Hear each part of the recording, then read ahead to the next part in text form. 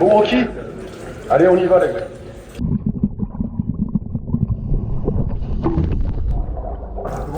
Voilà. DP. Oui. Rock, BTT, parti. Reçu, bonne plongée, bon exercice. Merci.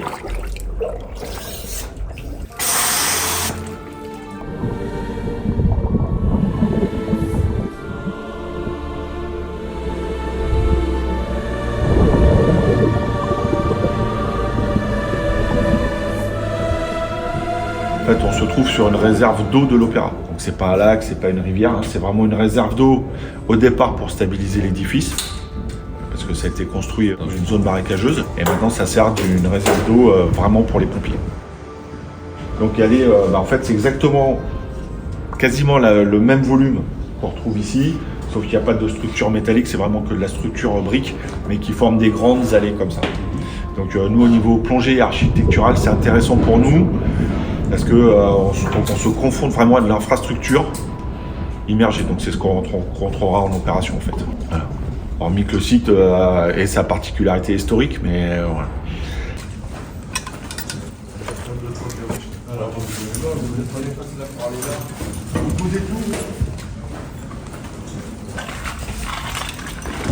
Je vais vous donner vos consignes de plongée, donc vous prenez quoi noter s'il vous plaît.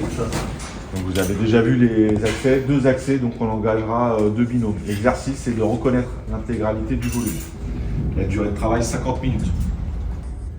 9h10, 9h30 à l'eau, c'est jouable pour tout le monde?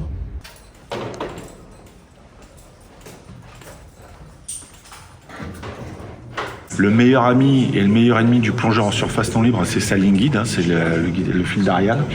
Donc s'il vient être emmêlé dedans, il y a une technique pour pouvoir se désemmêler et regagner la sortie.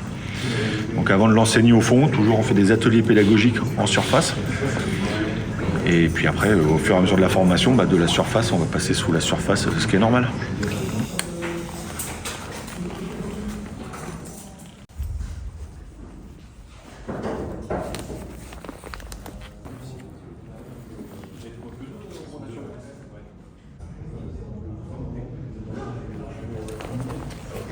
Voilà. Là, je sais que pour sortir, il faudra que je suive le plein nord. Si jamais j'ai un problème, je connais ma direction de sortie.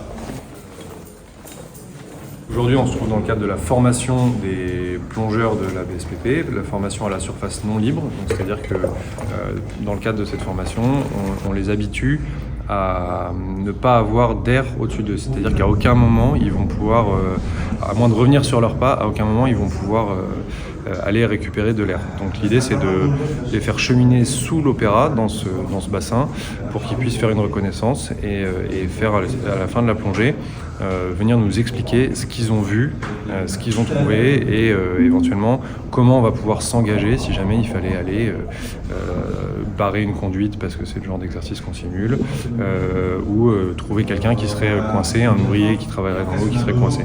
Donc on fait une première reconnaissance, ils partent, ils déroulent leur ligne de vie. Une fois qu'ils sont arrivés au bout, ils reviennent ou au bout d'un certain temps, ils reviennent sur leurs pas et ils vont faire un compte rendu. Donc, on pourra voir après le compte rendu de la reconnaissance.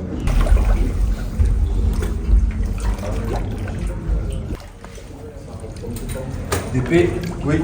Rock, BTT, 39 minutes, 2 mètres.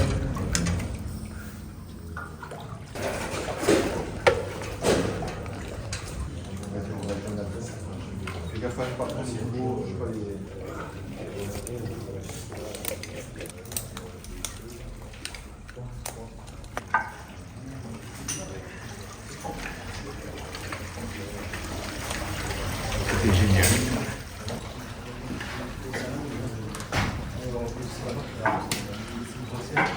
Et les galeries, elles communiquent entre elles. Elles communiquent entre elles, toutes. Sur la deuxième galerie, il y a une commande qui amarrait tout le long, qui peut permettre de faire des points d'accroche. dont vous êtes servi. On s'est servi. C'est une commande à nous? Non. Okay. C'est une commande qui est déjà mise en place avec Rivan, tout ça. D'accord. Là, il y a une trentaine de kilos à peu près d'équipement. Voilà, on a la température de l'eau, on a les anciennes plongées. C'est vraiment un traceur chez nous, l'ordinateur. C'est ce qui nous permet d'avoir une traçabilité sur les plongées qui ont été réalisées et en cas d'incident, c'est analysé.